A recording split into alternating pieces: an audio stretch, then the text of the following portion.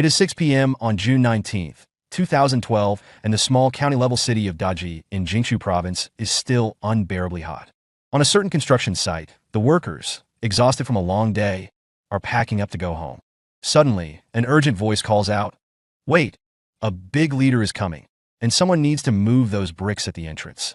Who's it going to be? The speaker is Zheng Gang, the site foreman. He takes off his hat, fanning himself while panting loudly. The workers, upon hearing this, don't react. They chatter about going home to rest, as no one wants to work overtime without pay. Zheng Gang, seeing the situation is not good, quickly says it's not much work, it can be done in half an hour. Overtime pay is 20 yuan, paid immediately. But the workers still don't budge. Some have already hopped on their motorcycles and sped off.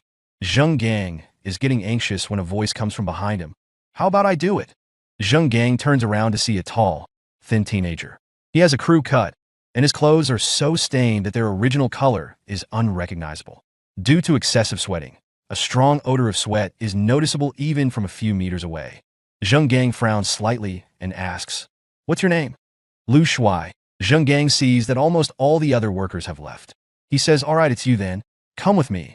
Zheng Gang leads Lu Shuai to the entrance of the construction site and points to a pile of red bricks by the road. "Move this pile of bricks onto the cart, then take them to the dump. Be quick, the big leader will be here soon." "Okay," Lu Shuai says, bending down to start moving the bricks. Zheng Gang can't stand the scorching sun. After watching for a while and finding the young man to be quite efficient, he goes to find some shade under a tree and starts playing on his phone. Lu Shuai fills a cart with red bricks, takes them to the dump, and on his way back, he sees a woman standing by the construction site gate. She is holding a parasol in one hand and a beautiful white purse in the other, her back to him, looking at the construction site. Lu Shuai doesn't know who this woman is, but her attire suggests she's wealthy and influential. He timidly says, "Excuse me, I need to pass." Qin Wan turns around upon hearing him. Perhaps catching a whiff of Lu Shuai's sweat, she frowns and steps a few paces to the side. Lu Shuai hurriedly pushes the car past her. As he passes Qin Wan, he smells a pleasant, faint perfume and curiously raises his head, only to find Qin Wan looking at him as well. Before Lu Shuai can get a good look at Qin Wan's face, he quickly lowers his head again and pushes the cart forward. "Wait a minute." Lu Shuai stops, nervously glancing at Qin Wan, then lowering his head again, unsure why she called him. "Look at me," Qin Wan says softly. Though she only saw him for a moment, she feels the young man's features resemble her late husband. Lu Shuai raises his head again, noticing that the woman in front of him is around 40 years old. Although she wears only light makeup, she exudes a noble aura. Qin Wan stares at the young man, her heart trembling. "What's your name? How old are you?" "My name is Lu Shuai. I'm 18. Lu Shuai, seeing Qin Wan's excited state, asks, "Ma'am, is there anything you need?" Qin Wan doesn't answer Lu Shuai's question but asks, "What about your family?" Lu Shuai is about to answer when a shout comes from afar. "Kid, stop slacking off. Get back to work." Lu Shuai looks at Zheng Gang, who is standing up and looking at him impatiently. Lu Shuai hurriedly says, "Sorry, ma'am. I have to work." He then pushes the cart back to the pile of bricks and resumes his work. Qin Wan glances at Zheng Gang with displeasure, then looks back at the busy young man. Her initial excitement gradually subsides.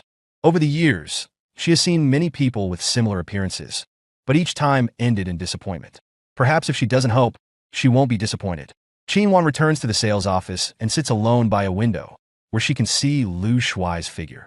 She takes out a roster from her bag and looks through it, finally finding Lu Shuai's name on the last page. It reads, Lu Shuai, 18 years old, blood type O, Daji City, orphanage, blood relative probability 20%. Qin Wan gazes at the thin young man outside the window and whispers, "Could you be Xiao Kong?" She looks at her watch. It's almost 6:30 p.m. She takes out her phone and makes a call. "Hello, Xiao Zhao. How much longer until the results are out?" "Ms. Qin, another 20 minutes, and this batch will be completely tested." "Has someone named Lu Shuai been tested?" "Who? Lu Shuai? Let me see, he's at the end, not tested yet." "Ms. Qin, do you need his test moved up?" "No, it's fine. Notify me immediately when the results are out." Qin Wan hangs up, takes a deep breath, puts away the roster, and dials another number. "Hello, I've arrived. I'm in the sales office lobby." About 20 minutes later, several luxury cars pull up outside the sales office. A group of people hurriedly get out and rush into the sales office. Seeing Qin Wan sitting by the window, they all greet her. The person in the lead says, Ms. Qin, I just called President Zhao. She said it would be another half an hour, so we were waiting at the highway exit. We didn't expect you to be here already. Qin Wan frowns and says lightly, I originally planned to handle some personal matters with Xiao Zhao first, then come together. But seeing it was getting late, I came ahead. Qin Wan sees them standing, but doesn't offer them a seat. She continues, I just went to the construction site entrance and took a look. Overall, it's not bad. I won't praise the good parts, but I'll point out a few issues. I remember many of you attended the headquarters annual meeting in Beijing. You should know that I emphasize the importance of proactive service at the meeting. Look, it's so hot. Wouldn't customers be thirsty when they come in? Do we have to wait for our customers to ask for water before we offer it to them? Everyone realizes that there is no water in front of Qin Wan, and they feel embarrassed. A young man standing at the edge quickly fetches a bottle of mineral water and places it in front of Qin Wan. Qin Wan takes a sip and continues, Secondly, treat our workers well. When I came, all the other workers had left, except for one young man working overtime. His clothes were soaked in sweat. You could smell the stench from meters away. But our staff was relaxing in the shade, playing on their phones. And when that young man took a short break, he was scolded. At this point, Qin Wan slams her hand on the table and shouts, Is this the kind of quality you have? The people standing nearby are startled but don't dare to say a word. Just then, Qin Wan's phone rings. She looks at the caller ID and quickly answers, Hello, Xiao Zhao. Ms. Qin, we found him. The voice on the other end says excitedly. Found who? Qin Wan is still angry and doesn't immediately understand. We found your son. Qin Wan stands up abruptly, afraid she misheard, and says, What did you say? Say it again. I said we found your son, Su Kong, who has been missing for 16 years. Qin Wan's voice trembles. What's his name now? Where is he? It's Lu Shuai, the one you just called me about. The test results show a 98% probability that you are his mother. Qin Wan turns sharply to look out the window, but the construction site entrance is empty. The pile of red bricks has long been moved, and the young man is gone. Qin Wan, ignoring the bewildered people in front of her, rushes out the door, all the way to the construction site entrance and shouts, Lu Shuai, Lu Shuai. But there is no response. It is 6 p.m. on June 19, 2012. The small county town of Daji, located in Jiangsu province, is still enduring the summer heat. On a certain construction site, workers are finishing their tiring day and packing up to leave. Suddenly, an urgent voice calls out, Wait, a big leader is coming. We need someone to move those bricks at the entrance. Who will do it? The speaker is Zheng Gang, the site manager. He takes off his hat, fanning himself and panting heavily. The workers, hearing this, are unmoved. They grumble about going home to rest. After all, who wants to work overtime without pay? Seeing the situation, Zheng Gang quickly adds, It's not much work, it'll be done in half an hour. 20 yuan for overtime, paid immediately. However, the workers are still unmoved. Some have already mounted their motorcycles and sped off. Zheng Gang is getting anxious when suddenly a voice comes from behind. How about I do it? Zheng Gang turns around to see a tall, thin teenager. He has a buzz cut, and his clothes are so dirty that their original color is unrecognizable. Due to excessive sweating, a strong odor emanates from him even from a few meters away. Zheng Gang frowns slightly and asks, What's your name? Lu Shuai. Zheng Gang sees that most of the other workers have almost left and says, All right, it's you then. Come with me. Zheng Gang leads Lu Shuai to the entrance of the construction site and points to a pile of red bricks by the roadside. You move this pile of red bricks onto the cart, then transport them to the dump and dispose of them. Be quick, the big leader will be here soon. Okay. Lu Shuai bends down and starts moving the bricks. Zheng Gang, unable to bear the scorching sun, watches for a while. Seeing that the young man is working diligently, he finds a shaded spot under a tree and starts playing on his phone. Lu Shuai fills a cart with red bricks, transports them to the dump, and disposes of them. On his way back, he finds a woman standing at the entrance of the construction site. She is holding an umbrella in one hand and a beautiful white handbag in the other. She has her back to him and is looking at the construction site. Lu Shuai doesn't know who this woman is, but judging by her appearance, she seems wealthy. He timidly says, Excuse me, I need to pass. Qin Wan turns around upon hearing him. Perhaps smelling the sweat on Lu Shuai, she frowns and moves a few steps to the side. Lu Shuai hurriedly pushes the cart past her. As he passes Qin Wan, he smells a pleasant, faint perfume and curiously raises his head. He finds that Qin Wan is also looking at him. Before he can clearly see her face, he quickly lowers his head again and continues pushing the cart forward. Wait a moment. Lu Shuai stops and nervously glances at Qin Wan. then lowers his head again, unsure why she called him. Look at me. Raise your head, Qin says softly. Although she only glanced at him, she thought the young man's features resembled her late husband's. Lu Shuai raises his head again and sees that the woman in front of him is about 40 years old. Despite wearing light makeup, she has a noble aura. Qin stares at the young man in front of her, her heart trembling. What's your name? How old are you? My name is Lu Shuai. I'm 18 years old. Seeing Qin excited expression, Lu Shuai asks, Annie, is there something you need? Qin doesn't answer Lu Shuai's question but asks, what about your family? Just as Lu Shuai is about to answer, a voice shouts from afar, Brat, stop dawdling and get back to work. Lu Shuai looks towards Zheng Gang and sees him standing up, looking at him with an impatient expression. Lu Shuai hurriedly says, I'm sorry, Annie. I have to work. He then pushes the cart to the pile of red bricks and starts working again. Qin glances at Zheng Gang with dissatisfaction, then turns her gaze back to the busy young man. Her initially excited heart gradually calms down. Over the years, she has seen too many people with similar appearances, but each time ended in disappointment. Perhaps not having expectations would prevent disappointment. Qin returns to the sales office and sits alone at a window seat, from where she can see Su Kang's busy figure. She takes out a roster from her bag and looks through it from top to bottom. Finally, on the last page, she finds Lu Shuai's name. It reads, Lu Shuai, 18 years old, blood type O, Daji City, orphanage, kinship probability 20%. Qin gazes at the thin young man outside the window and whispers, could you be Xiao Kong? She checks her watch. It's almost 6:30 p.m. She takes out her phone and makes a call. Hello, Xiao Zhao. How much longer until the results are out? President Qin, another 20 minutes, and this batch will be completely tested. Has someone named Lu Shuai been tested? Who? Lu Shuai. Let me check, he's at the end, not yet tested. President Qin, do you want his test moved up? No, it's fine. Inform me immediately when you have the results. Qin hangs up the phone, takes a deep breath, puts away the roster, and takes out her phone again to make another call. Hello, I've arrived. I'm in the sales office lobby. About 20 minutes later, several luxury cars stop outside the sales office lobby. A group of people hurriedly gets out of the cars and rushes into the sales office. Seeing Qin sitting by the window, they all come forward to greet her. The leader of the group says, President Qin, I just called President Zhao. She said it would take another half an hour, so we were all waiting at the highway exit. We didn't know you had already arrived. Qin frowns and says lightly, I originally planned to handle some personal matters with Xiao Zhao first, then come here together. But seeing that it was getting dark, I came ahead. Seeing them all standing, Qin doesn't ask them to sit down and continues, I just went to the construction site entrance and took a look. Overall, it's acceptable. I won't praise the good parts, but I'll point out a few issues. I remember many of you attended the headquarters annual meeting in Kyoto. You should know that I repeatedly emphasized the importance of proactive service awareness at the meeting. It's so hot now, wouldn't customers be thirsty when they come in? Do we need our customers to ask us for water before we offer it to them? The group realizes that there isn't even a glass of water in front of Qin, and they become somewhat embarrassed. A young man standing on the outer circle quickly fetches a bottle of mineral water and places it in front of Qin.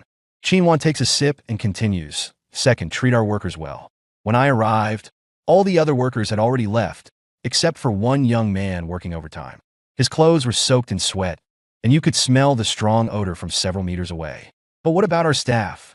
They were taking a break under the shade of a tree, playing on their phones. And when the young man took a short break, he was scolded. Qin slams her hand on the table and shouts, Is this the kind of quality you have? The people standing nearby are startled and don't dare to say a word. Just then, Qin's phone rings. She looks at the caller ID and quickly answers, Hello, Xiao Zhao. President Qin, we found him. The voice on the other end says excitedly. Found who? Qin is still angry and doesn't immediately understand. We found your son. Qin stands up abruptly, afraid she misheard, and says, What did you say? Say it again. I said we found your son Su Kong, who has been missing for 16 years. Qin's voice trembles. What's his name now? And where is he? It's Lu Shuai, the one you just called me about. The test results show a 98% probability that you are his mother. Qin turns sharply and looks out the window. The construction site entrance is empty. The pile of red bricks has long been moved, and the young man is gone. Qin ignores the astonished people in front of her, lifts her skirt, and runs out the door, all the way to the construction site entrance, shouting, Lu Shuai, Lu Shuai. But there is no response. Lu Shuai took his 20 yuan overtime pay and left by bus. After getting off, he had only walked a few steps when his left sneaker, either due to its cheap quality or excessive wear from construction work, started coming apart at the front. The glue had separated, causing the sole to flap like a duck's bill with every step. Lu Shuai didn't dare walk quickly and could only shuffle along with his feet barely leaving the ground. Many passers-by looked at his shoes, trying to suppress their laughter. Although Lu Shuai was used to such looks, he felt so embarrassed he wished he could just take off his shoes and walk home barefoot. "Young man, would you like something to eat?" Lu Shuai turned to see the owner of a noodle shop soliciting customers. Having been moving bricks since early morning, he was tired, hungry, and thirsty. Too lazy to go home and cook noodles, he went into the shop, found an empty table, and called out to the owner, "Boss, 1 bowl of plain noodles, please." These noodle shops were usually busy in the morning, but quiet at night. Besides Lu Shuai, there were only 2 or 3 other customers. The owner responded half-heartedly, as a bowl of plain noodles wouldn't bring much profit. Sitting at the table, Lu Shuai began calculating his finances. College tuition and accommodation would be about 6,000 yuan, plus the 8,000 yuan that his high school teacher, Mr. Chow, had advanced for his tuition and living expenses, which needed to be repaid. That made 14,000. Before starting college, he needed a new smartphone to replace his basic phone, 2 sets of clothes and shoes. Living expenses, travel costs, and other miscellaneous items would cost another 2,000, totaling 16,000. Currently earning 180 yuan per day moving bricks. He could work about 50 more days this summer, making 9,000. Adding his current savings of 6,850 yuan, he'd have close to 16,000. Lu Shuai felt pleased with his calculations. The noodles arrived quickly. As the shop owner passed by Lu Shuai, he wrinkled his nose at the smell of sweat and quickly set down the bowl before walking away. Lu Shuai didn't mind and began eating hungrily. After just a few bites, the commotion outside caught his attention. He looked toward the entrance to see the woman from the construction site hurriedly entering, followed by an attractive professional woman in her 20s wearing a business suit with shoulder-length hair that gave her a capable appearance.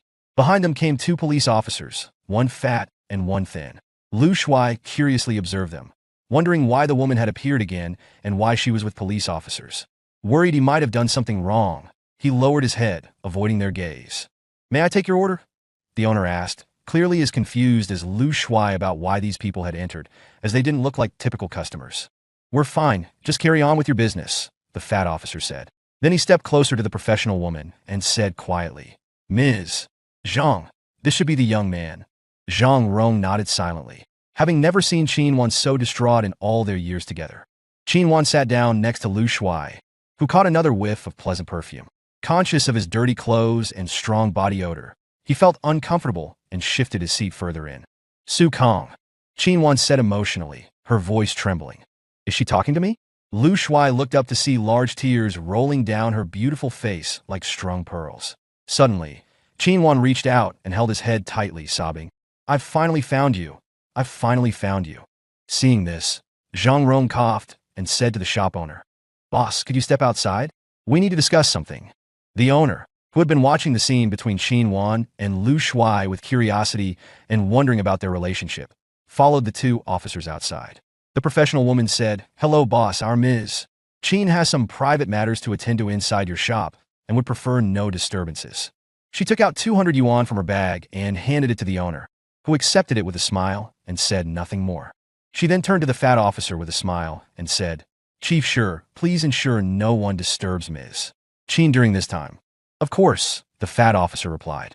Lu Shuai, aware of his sweaty smell and the oil stains around his mouth from eating, felt embarrassed being embraced by a woman shorter than his nearly 1.8-meter frame. He gently pulled away from Qin Wan's embrace and asked, "Who are you?" Qin Wan, tears streaming down her face, choked out, "I'm your mother." Her hands trembling, she placed a stack of papers in front of Lu Shuai, crying, Look at the DNA test." She was so emotional she could barely form complete sentences. Lu Shuai took the papers, which contained his photo and detailed information covering his life from the orphanage through his high school graduation. He was amazed at the thoroughness. "It even has records of my middle school fights, including photos." Turning a few pages, he found hospital DNA test results and learned the elegant woman's name, Qin Wan.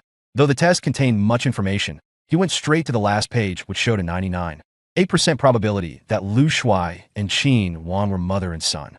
As a child, Lu Shuai had envied kids with parents and often fantasized about his own parents coming to take him home. Later, the orphanage director told him he had been abandoned at their door. After that, he began to hate his parents for abandoning him. But by high school, his mind became focused solely on studying, college entrance exams, and changing his fate. Lu Shuai thought he had let go of his attachment to his birth parents. But with his birth mother standing before him, his heart was overwhelmed with emotion. Lu Shuai looked up to see Qin Wan's tear-filled eyes gazing at him lovingly. His voice trembling, he asked, "Are you really my mother?" Qin Wan nodded vigorously and said, "Your name is Su Kong, born May 12, 1993. When you were 1.5 years old, your father took you to the park, and that's when you disappeared. Son, I've been searching for you for 16 years. Qin Wan became too emotional to continue speaking and broke down sobbing. Lu Shuai pulled out a tissue from the table, handed it to Qin Wan, and asked, "Was I abducted by human traffickers?" Qin Wan took the tissue, wiped away her tears, and was about to speak when her phone rang. She picked it up and saw that it was the old master of the Su family calling. She answered the phone and said, "Dad, we've found Xiaokong. Yes, he's in good health, just a little thin. We'll be back in the capital tomorrow." Yes. Okay, I'll hang up now. After hanging up, Qin Wan immediately put her phone on Do Not Disturb mode and said to Lu Shuai, "Your grandfather and I have been investigating this matter, but because it was still 1995 at the time, there were very few surveillance cameras on the streets. We haven't been able to find out, but it probably wasn't human traffickers. Then what about my dad? Who was my dad?" "Your dad's name is Su Kaixing. He was a soldier. After he accidentally lost you, he felt guilty. He was injured in a military exercise 6 months later and unfortunately died." After listening, Lu Shuai felt sad. So his parents didn't abandon him. They loved him very much, but he could never see his father again. Thinking of his resentment towards his parents when he was a child, he couldn't help but feel guilty and said, "I'm sorry, Mom. I was always ignorant when I was a child. I hated you for not wanting me." This was the first time Qin Wan had heard him call her mom in over 10 years. She was deeply moved, and her emotions, which had just calmed down, surged again. She couldn't help but hug Lu Shuai's head tightly again. Smelling the sweat on Lu Shuai's body and thinking about how Lu Shuai had been alone and suffering for over 10 years, she sobbed, "No, it's Mom who's sorry. It's Mom who didn't find you sooner and let you suffer." Lu Shuai was once again held by the head, and he was still extremely uncomfortable. He wanted to break free from Qin Wan's embrace, but she held him even tighter. Lu Shuai said softly, "Mom, I'm dirty. I smell like sweat." "You're not dirty. You're not dirty. You're my son. I'll never let you leave me again," Qin Wan sobbed. Lu Shuai was moved and let Qin Wan hug his head. He couldn't help but think, "From now on, I'm no longer an orphan. I have a family too." After a while, Qin Wan's sobbing gradually subsided. Lu Shuai said, "Mom, have you eaten dinner? Do you want to eat something now?" Qin Wan wiped her tears with a tissue and smiled. "Okay. There's a restaurant nearby that's pretty good. Let's go there," Lu Shuai said. Qin Wan had originally planned to take him to a hotel for a good meal, but seeing the empty bowl of rice noodles in front of Lu Shuai, with only a little broth left, she said, "Are you full? Can you eat some more?" Lu Shuai had been doing physical labor all day. Although he had just finished a bowl of noodles, he was only about half full. When Qin Wan suddenly asked, he felt embarrassed for some reason and quickly said, "I'm full. Then I'll eat at this restaurant too. I'll eat whatever you ate for dinner. Wait here. I'll go call the owner in." With that, Qin Wan walked out of the restaurant. Seeing Qin Wan come out, Secretary Zhao and 2 police officers quickly greeted her. Qin Wan said to the fat police officer, "Chief Shi, thank you for your hard work today. I should have invited you to dinner to thank you properly, but today we mother and son are reunited, so..." "Director Qin, you're too kind. We have a mission tonight, so we won't disturb your family reunion," Chief Shi said with a smile. "No matter how busy you are, you still have to eat." Qin Wan turned to Secretary Zhao and said, "Xiao Zhao, you will entertain Chief Shi for me tonight." "Don't worry, Director Qin.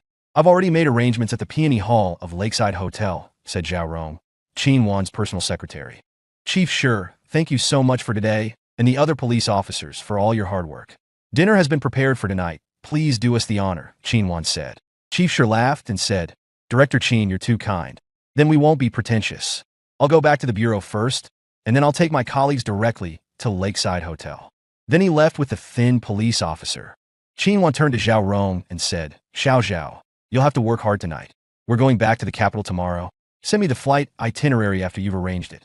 "Okay, Director Qin. This is the key card for the presidential suite at Lakeside Hotel. The room number is 888. Zhao Rong handed over a hotel key card.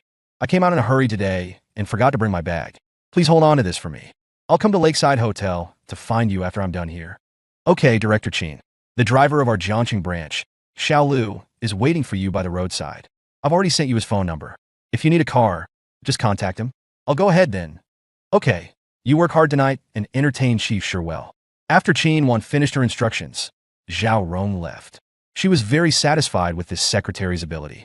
Although she was young, she was very serious and capable. Qin Wan looked around, but didn't find the owner of the noodle shop. She returned to the restaurant and found a bowl of rice noodles on her seat, but it had beef and a fried egg on top. I saw that you still had things to arrange outside, so I asked the owner to come in and cook you a bowl of beef noodles. You live in the north and may not be used to the rice noodles in the south, so I changed it to noodles for you, Lu Shuai said. Qin Wan smiled slightly and said, "This is the first time I've eaten with you in over 10 years. I'm happy no matter what I eat." Then she sat down, picked up a pair of chopsticks, and put all the beef and the fried egg in a Lu Shuai's bowl. "Mom, I'm already full. Why did you put it in my bowl? You're still growing? Eat more. I'm on a diet and can't eat this much." Qin Wan felt both touched and heartbroken. Maybe in his mind, beef and fried eggs were a luxury. Lu Shuai was only half full, and although he was embarrassed, he picked up his chopsticks and started eating the fried egg in his bowl. While eating, he said, "Mom, where are you staying tonight?" "Xiao Zhao has already booked a hotel. You'll stay with me at the hotel tonight. We have to fly back to the capital tomorrow." "So soon?" "Yes, the person who called earlier was your grandfather. He was planning to fly here now, but I persuaded him not to." Qin Wan paused and continued, "Do you have something to do here?" Lu Shuai lowered his head and fiddled with the beef in his bowl, saying, "The college entrance examination results will be released tomorrow. My homeroom teacher, Mr. Chow, called me several times today, asking me to go to his house tomorrow to check my scores. Also, he paid for my tuition and living expenses for 3 years of high school, which amounts to several thousand yuan. Since we're leaving tomorrow, I want to say goodbye to him properly. Oh, then I'll ask Xiao Zhao to change the tickets to the afternoon. I'll go with you to Mr. Chow's house in the morning, and then we'll go back to the capital. Mom, do you have any extra money? I want to borrow 8,000 yuan from you to pay back the tuition and living expenses that Mr. Chow paid for me." After saying that, Lu Shuai lowered his head and fiddled with the beef in his bowl. His already dark face seemed to turn red. Qin Wan smiled gently. "You're my son. Why are you talking about borrowing? In the future, my assets will be inherited by you and your sister. Do you have a bank card? I'll transfer the money to you now." "I don't have a bank card yet." Lu Shuai looked up at Qin Wan and said, "Mom, are you very rich?" "Yes, from now on you can eat whatever you want, buy whatever you want. You won't be able to spend all my money in your lifetime," Qin Wan said.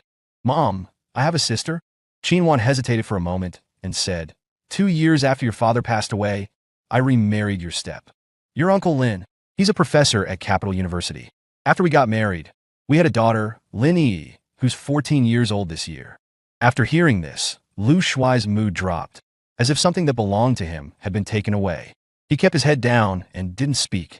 Qin Wan saw that Lu Shuai was in a bad mood, so she put down her chopsticks and stroked his head, saying, "Your Uncle Lin is a very nice person. If he has any thoughts or opinions about you, I will divorce him. Don't worry, from now on, I won't let anyone look down on you. I won't let you suffer any grievances, and I won't let you leave me." Lu Shuai had been holding back his tears, but when he heard Qin Wan's words, he couldn't hold back any longer, and tears rolled down his face. "I'm sorry, Mom. I'm just scared. I'm afraid that one day you won't want me anymore." Qin Wan pulled out a tissue and wiped the tears from Lu Shuai's face, saying, "Don't worry, son. Mom will never be separated from you again."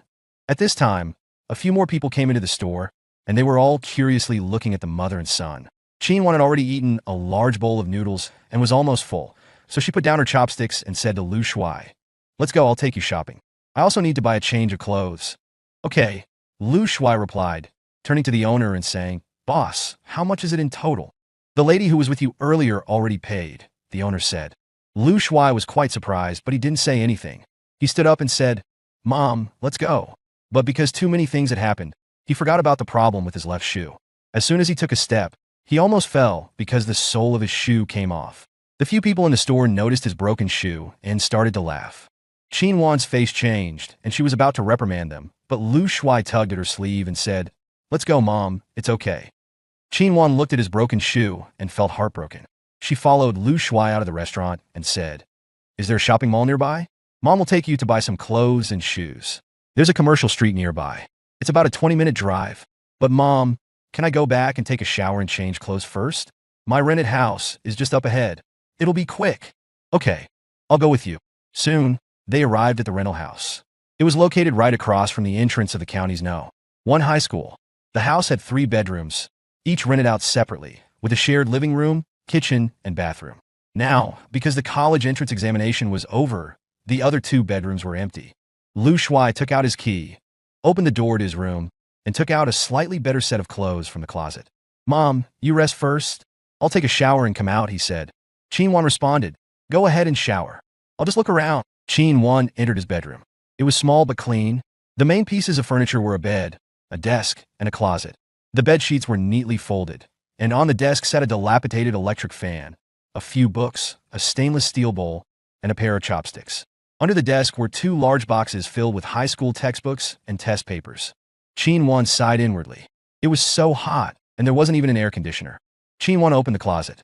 Most of the clothes inside were old, faded, and out of shape. Something seemed to be pressed under the clothes. Qin Wan moved the clothes aside and blushed when she saw a pornographic book. Next to the book was a test paper wrapped around a stack of something. Qin Wan opened it and found a stack of money, with notes of 100, 50, and 20. Qin Wan's nose tingled, and she carefully wrapped the money back up and placed it back with the book, trying not to leave any trace. She then went to the desk and, seeing a drawer, curiously opened it. A thick stack of notebooks came into view. Qin Wan took out one of them and flipped through it. It was his diary. She randomly opened a page and read. Today is April 13th, 2012. There are 58 days left until the college entrance examination. A few days ago, the school organized us senior students to go to the city's People's Hospital for a physical examination. Today the results came out. I'm fine in other areas, but I'm a bit anemic. I wonder if it's because I often don't eat enough. It will be better when I go to college. I can study and work part-time, so I'll have money to eat my fill. My stomach, it's really been tough on you following me around. Sigh. I'm hungry again now. Going to bed. Qin Wan's nose tingled as she read. She flipped to the next page, which read, this afternoon after school, I was about to go to the cafeteria to eat when Teacher Chow asked me to go to his office. I was uneasy and went through everything that had happened in the past few days, but I couldn't think of anything I had done that was against the rules. When I got to his office, he took out a thermos and told me that his wife had made chicken soup and that I should drink it while it was hot. When I took the thermos, I was so moved that I almost cried. As I drank the chicken soup, I thought, maybe Teacher Chow is the only person in the world who is really good to me.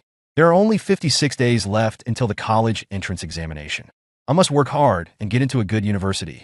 I owe it to Teacher Chow and to myself. Lu Shuai, you can do it. Qin Wan heard some clattering in the bathroom and knew that Lu Shuai was done showering. She quickly wiped the tears from her eyes and quietly put the notebook back in the drawer. She picked up a book from the desk and started reading. Lu Shuai entered the bedroom and, seeing that Qin Wan was just reading, glanced at the closet sheepishly. Mom, I'm done. Let's go, he said. Qin Wan noticed his furtive glance and found it a bit funny. As she followed him out, she said, later, let's buy 2 large suitcases and pack up all the important things in your room. Tomorrow, we'll have them shipped directly to the capital. Lu Shuai softly agreed. Thinking about going to a new environment tomorrow, he felt a little uneasy. We're going to visit your Teacher Chow's house tomorrow. What should we prepare? Does Teacher Chow smoke or drink? Qin Wan asked. Teacher Chow smokes and drinks a little. Mom, I think we can just buy some cigarettes and alcohol, Lu Shuai replied. Okay, don't worry, I know what to do. By the way, did you have a girl you liked during your 3 years of high school? Lu Shuai's face turned red, and he quickly said, no, I was just thinking about the college entrance examination during high school. As he said this, he thought of his class monitor, Chao Qian, who was Teacher Chow's daughter. She had a cheerful and lively personality and was often his desk mate. He had always secretly liked her, but never dared to express it. I remember when you were just born, a close family friend of your father's also had a daughter. Your birthdays are only 2 days apart. At that time, your father even joked about arranging a betrothal for you too, Qin Wan said. No way. Are they still doing arranged marriages in the 21st century? Lu Shuai exclaimed. I saw that girl a few days ago. She's also very good at her studies and very beautiful. After the summer vacation, she's going to Europe to study. She should be at your grandfather's house tomorrow too. You can meet her and chat. If you like her, I'll help you talk it over and arrange this marriage. Lu Shuai had always been self-conscious and never dared to interact with girls. Hearing this, he said, she's so outstanding. She might not like me. Qin Wan stopped walking, looked at Lu Shuai, and said seriously, Your great-grandfather participated in the war and was made a general after the founding of the country. Your grandfather has been in politics for decades, and even now that he's retired, he still has a lot of influence in the political world. Your father has 3 siblings, and he's the third. Your 2 uncles and your aunt are also very powerful people. Some are in politics, some are in business, and they are all very influential. As for your mother, let me put it this way. No one on the Forbes China rich list is richer than me. Lu Shuai was too shocked to speak. Qin Wan continued, I'm not telling you this to show off, but to tell you that in this country, any girl who marries you would be marrying up. Lu Shuai felt that today was too surreal. A few hours ago, he was still moving bricks on a construction site, worrying about tuition fees. A few hours later, he was the son of the richest person. This was like something out of a TV drama. Back on the road by the school entrance, it was completely dark. Occasional gusts of south wind brought a bit of coolness to the city. There were more people on the roadside. Some elderly people had turned on their speakers and were doing square dances. Young people were drinking beer and eating skewers by the roadside, and children were chasing each other and playing. Lu Shuai had lived in this small county town for 16 years and had never left. He had always felt that he was alone, but looking at this lively scene, he felt a sense of sadness. It was like the last class before the college entrance examination. He had always wanted to escape the hardship of high school, but when it was time to say goodbye, he felt reluctant to leave. Qin Wan saw that Lu Shuai was in low spirits and said, Do you not want to leave this small county town? Lu Shuai softly said, After all, I've been here since I was a child. How about we buy a house nearby? You can come back whenever you want to visit. Lu Shuai looked at her strangely, thinking that rich people were really this capricious. After thinking for a while, he said, No need. People have to move forward. Qin Wan smiled with relief. This little kid was acting quite mature. Mom, let's take a taxi to the commercial street. No need. We have a car. Qin Wan took out her phone, found the driver's number that Secretary Zhao had given her, and called. She briefly explained their location. Soon, a black Mercedes drove up and stopped by the roadside. The driver, Xiao Lu, got out and opened the back door, saying, President Qin, young master, please get in. Lu Shuai found the title, Young Master, awkward.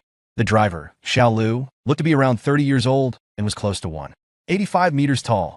He seemed like a cheerful person. Lu Shuai smiled and said, Just call me Lu Shuai. Young master sounds weird.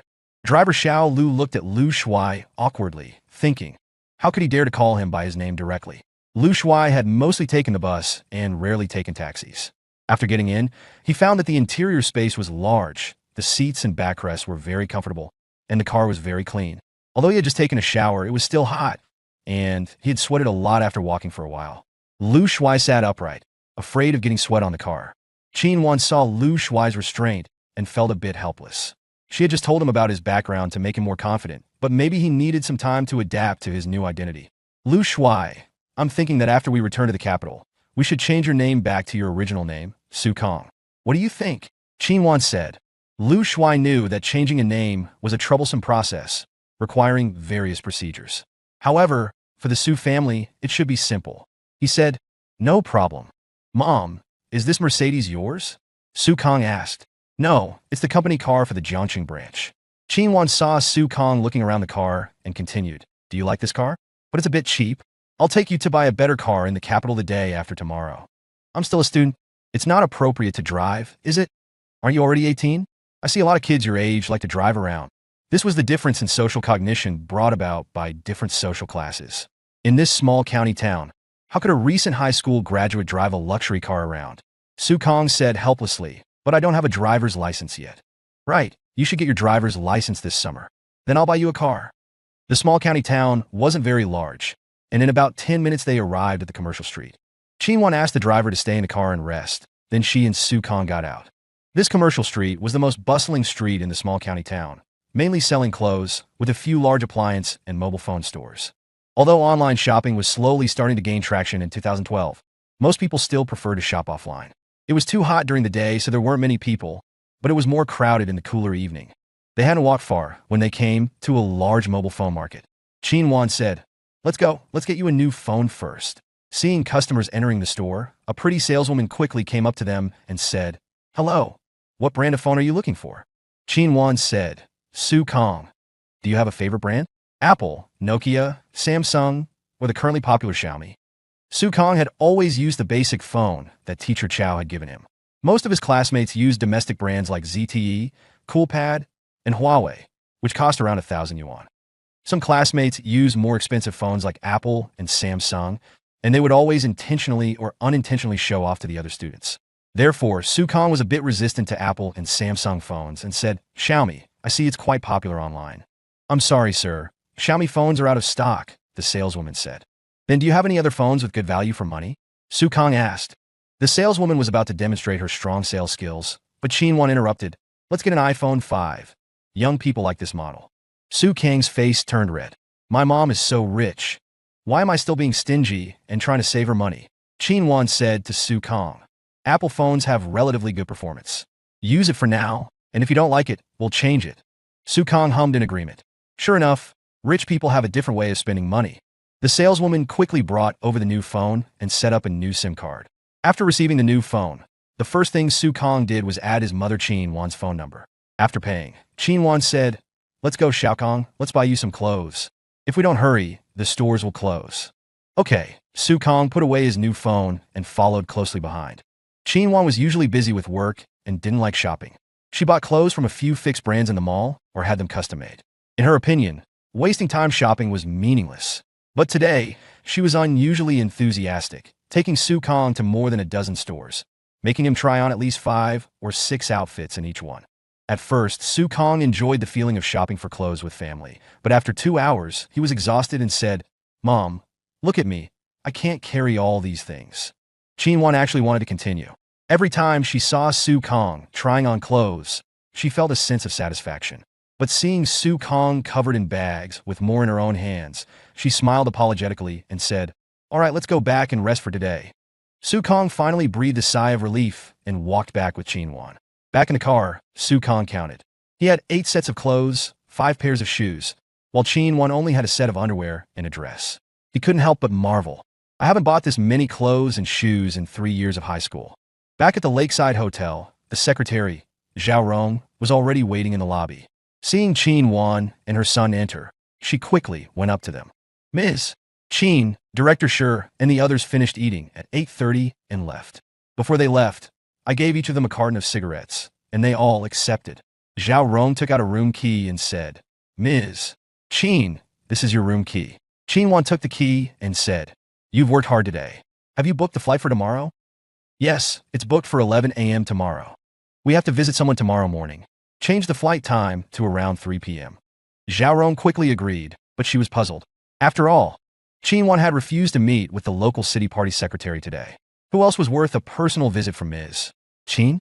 One more thing, before 8:30 tomorrow morning, find a way to prepare 2 large suitcases, 2 bottles of Mount Ai, 2 cartons of cigarettes, and 10,000 yuan in cash." Qin glanced at Su Kang, who was looking around curiously, and pulled Zhao Rong aside, whispering, "Also, prepare another 200,000 yuan in cash in advance, and put it in an envelope." Zhao Rong didn't ask further and nodded. Seeing the driver, Xiao Lu, coming in with many bags, Zhao Rong quickly went over to help him take a few bags. She said, "Ms. Qin, let us help you take the clothes to your room." Qin nodded, called Su Kang, and said as they walked, "You and Xiao Lu have worked hard today. After taking the clothes up, you should both rest early." Back in the room, Zhao Rong and Xiao Lu left after putting down the clothes, leaving only Qin and Su Kang. The presidential suite was nearly 100 square meters with 2 bedrooms, a living room, and 2 bathrooms. The living room had a sofa, a desk, and a TV. Qin was used to this kind of hotel layout, but Su Kang had never seen anything like it before. He thought the hotel was magnificent and must cost a lot for a night.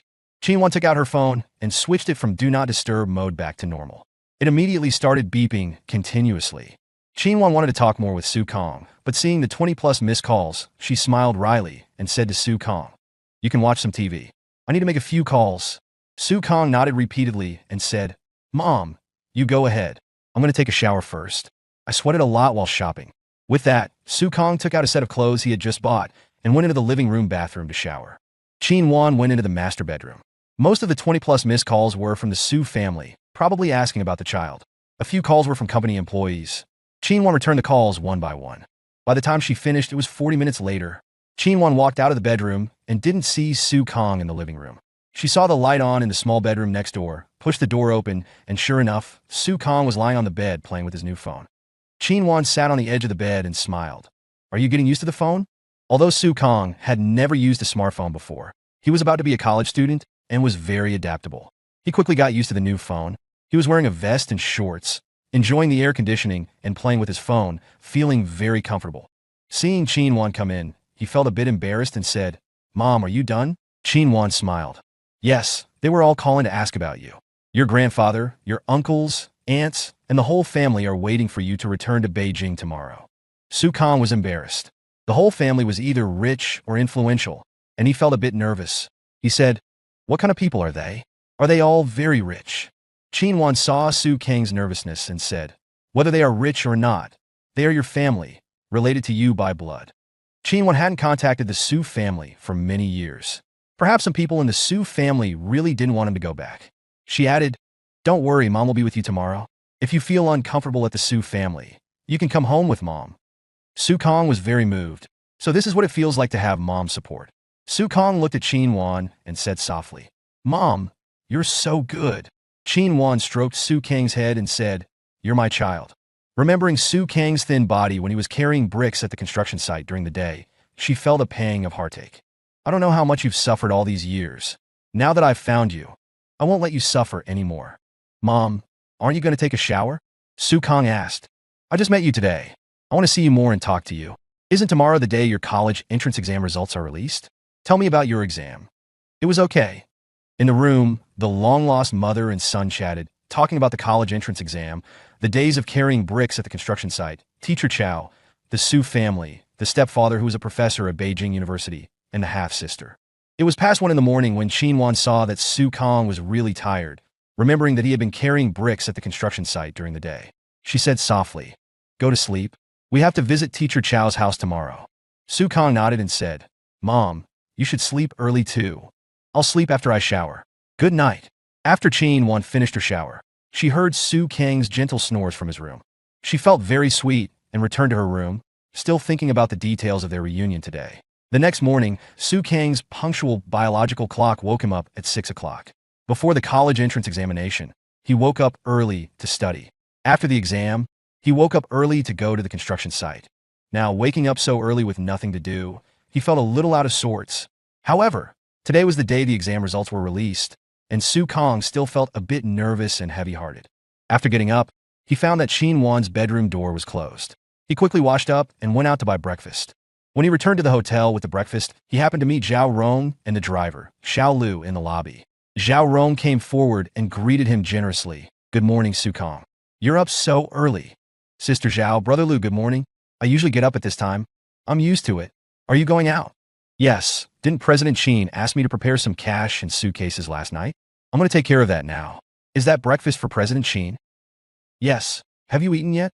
We've already eaten at the hotel, Zhao Rong replied. The hotel has breakfast? Xiao Lu, who was standing beside them, said, Yes, it's on the 2nd floor. It's free. If you're still hungry, you can check it out. It's quite a spread. Hearing this, Su Kong felt like a country bumpkin who knew nothing. Seeing Su Kang's unnatural expression, Zhao Rong smiled and said, Su Kong, you really are filial. You got up so early to prepare breakfast for President Qin. If she knew, she would be so touched.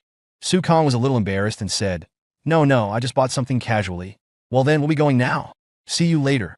Bye-bye, Zhao Rong said. Oh, okay, bye-bye. After that, they went their separate ways. Back at the door of the hotel room, Su Kong thought to himself, Oh no, I don't have a room key. How am I going to get in? I wonder if Mom is up yet. Su Kong hesitated for a moment, then took out his phone and called Chin Wan. The call was quickly answered, and a lazy voice came from the other end. Hello. Su Kong knew she was still asleep. So he said, Mom, it's me. Could you please open the door? I'm outside. Xiao Kong, you're up so early. Wait a moment. I'll come open the door. The call ended, and footsteps could be heard inside the room. The door opened, and Chin Wan was still in her pajamas. She looked well-rested, despite having dark circles under her eyes.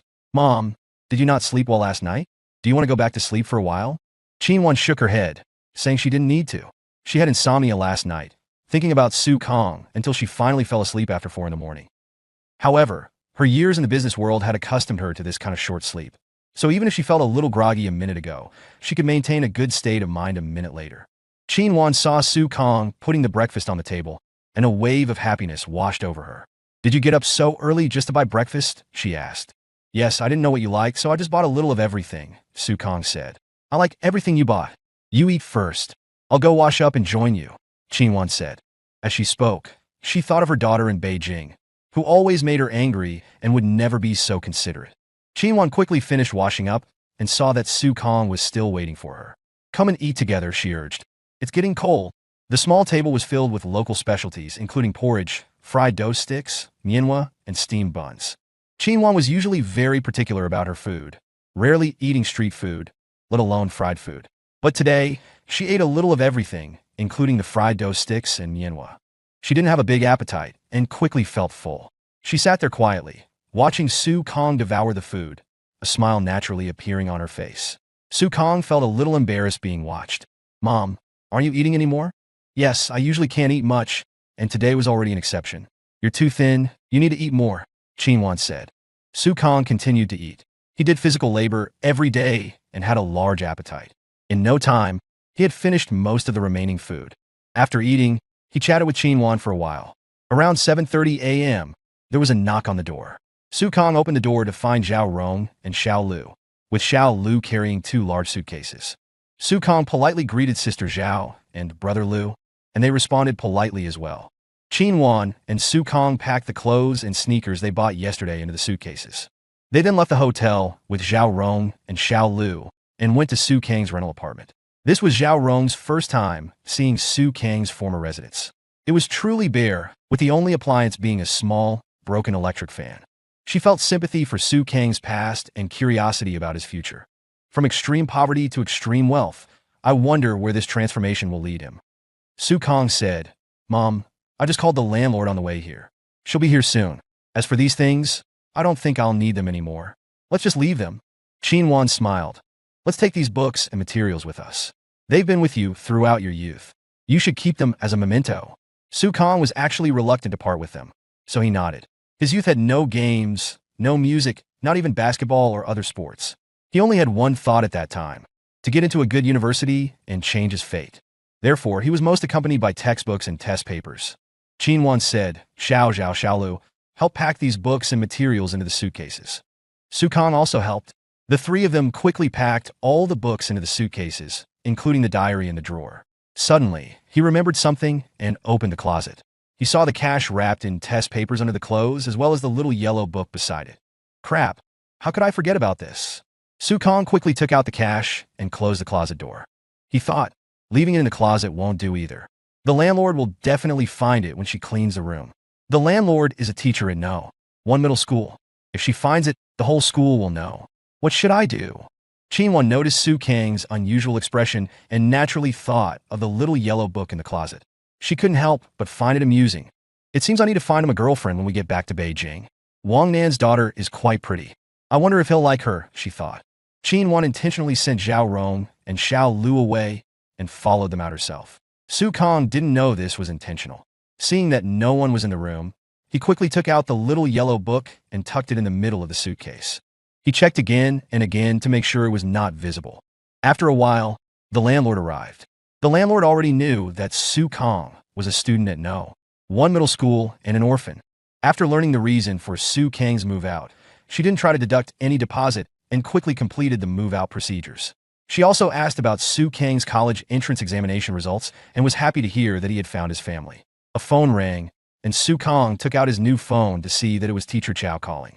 He quickly answered, Hello, Teacher Chow. Teacher Chow's voice came from the other end. Lu Shuai, you didn't go to the construction site today, did you? No, I didn't. You can check the scores online at 9 o'clock. Come to my house. Okay, I'll come over now. Su Kang paused for a moment, then continued. Teacher Chow, my biological mother found me yesterday. She will come with me. Teacher Chow seemed very happy on the other end of the phone. Really, Lu Shuai? Your family finally found you. Then there was a burst of noise, and after a while, a clear voice came from the receiver. Hello, Lu Shuai, your family really found you? A lively figure appeared in Su Kang's mind. He and Chao Qian were classmates in junior high school. At that time, because he was an orphan, he had low self-esteem. In order not to be looked down upon, he followed a school bully as his underling. Later, in the second year of junior high, the bully once again took him to a fight, but the other side had more people. The bully took the lead and ran away, leaving him alone to be beaten by the other side.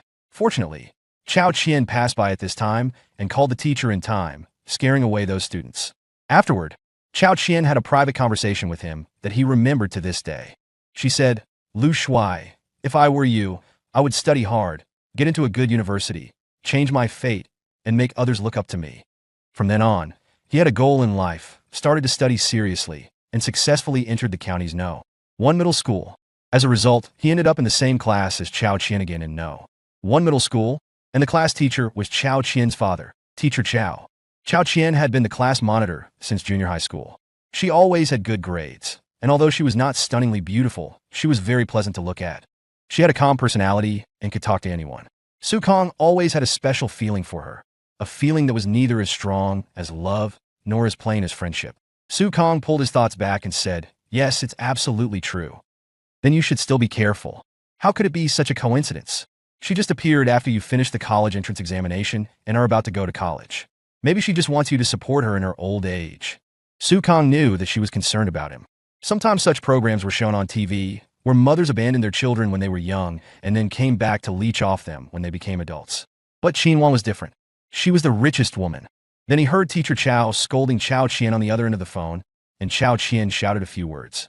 Soon Teacher Chao's voice came again.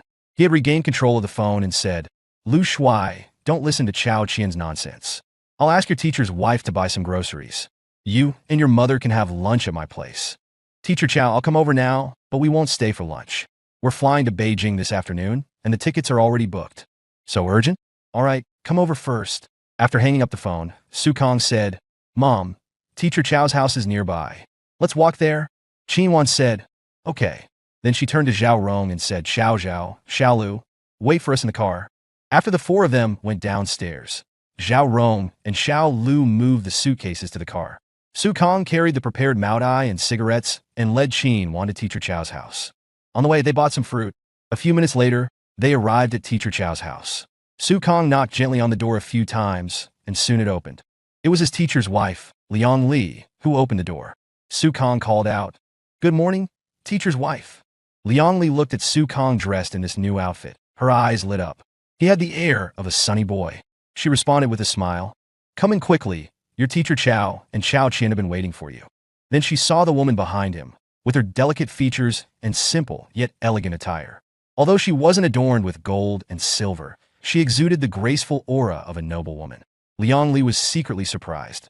This biological mother of Lu Shuai is no ordinary person.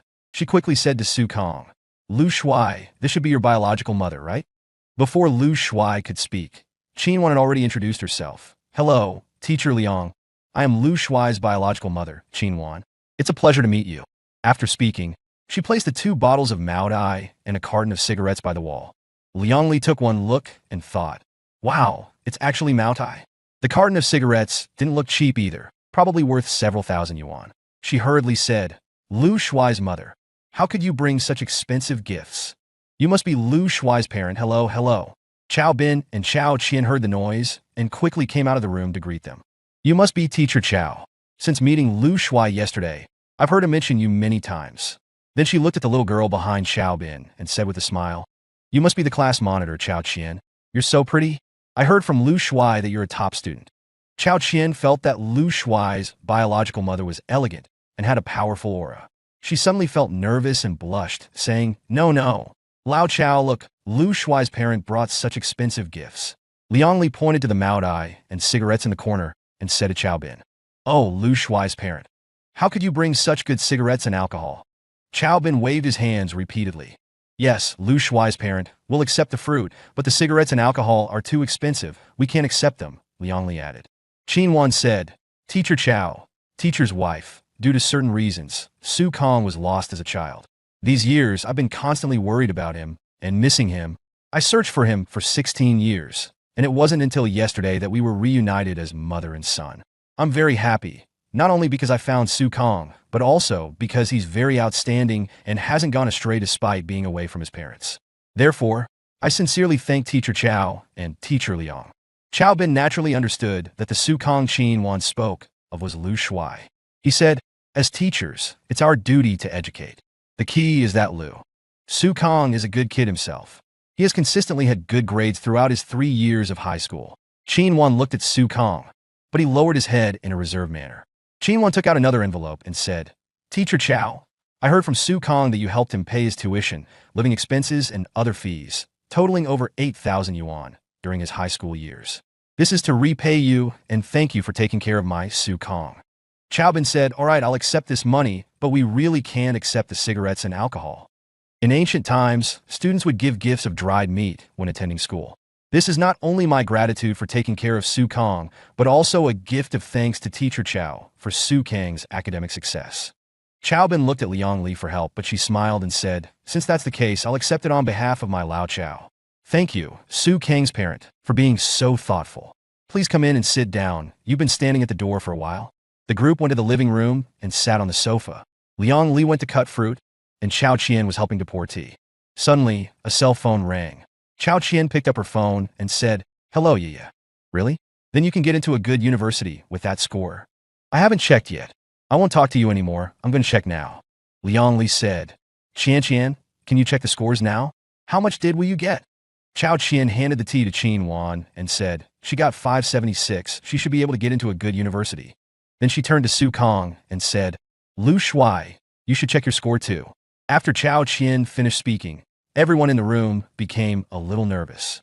Everyone followed Chao Qian to the study, where the computer was already open on the score-checking website.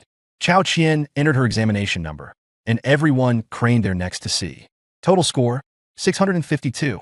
Chao Qian jumped up and danced with joy, shouting, 652. I got 652. Liang Li was also excited and said, it seems like a top university is a sure thing. Teacher Chow said, look at you showing off. Lu Shuai's parent is here. Mind your manners. Chao Qian blushed and looked at Qin, who was just smiling at her. Qin said, it's worth being happy when a child does well. Congratulations, little Chow. Chao Qian said, thank you, Annie. After speaking, she got up and made way for Su Kong, saying, Lu Shuai, it's your turn to check your score. No, I should call you Su Kong now. Su Kong didn't care about that. He nervously entered his examination number and clicked confirm. Chinese, 125 math, 130 science, 275 English, 115 total score, 645. Chow Bin said happily, wow, Su Kong, a total score of 645, 7 points less than Qian. English is still holding you back. Otherwise, your total score could be even higher. As Teacher Chow was speaking, he suddenly heard a sob. He looked down and saw Su Kong sitting in front of the computer, tears streaming down his face. Chow Bin's nose tingled. He knew very well how much effort his student had put into the college entrance examination. He was almost always the first to arrive at the classroom and almost always the last to leave. Besides sleeping, he was always studying. He might not be the most gifted, but few could match his diligence. Chow Bin looked at Qin and saw her eyes filled with heartache. For some reason, a sense of pride welled up in Teacher Chow's heart. Even if Su Kong hadn't been found by you, he would still have changed his own destiny through his own efforts. Such an excellent student, and I taught him. Teacher Chow gently patted Su Kang's back and said softly, Lu Shuai, you did well. Teacher Chow still preferred to call Su Kong by his previous name, Lu Shuai. Perhaps in his subconscious, only the one named Lu Shuai was his student. Su Kong stood up and gave Teacher Chow a big hug, sobbing, thank you, Teacher Chow. Qin stood by, her heart filled with mixed feelings. She actually didn't care much about Su Kang's college entrance examination score. No matter what score he got, he could choose any prestigious university in the country or abroad.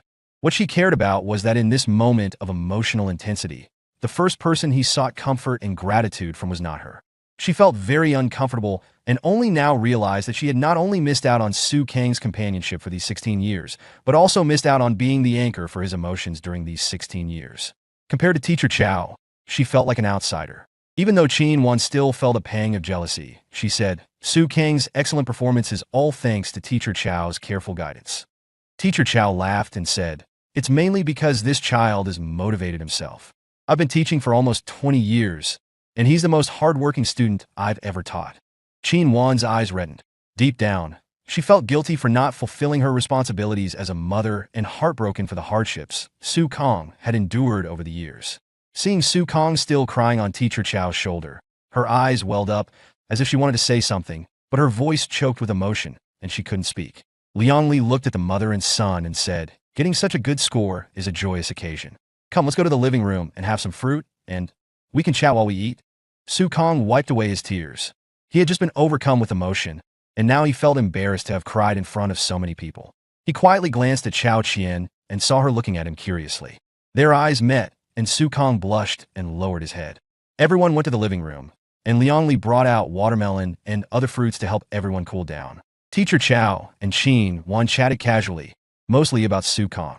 Teacher Chao always praised the student, telling many interesting stories about him in the past. He expressed both admiration and heartache for his hard work and maturity.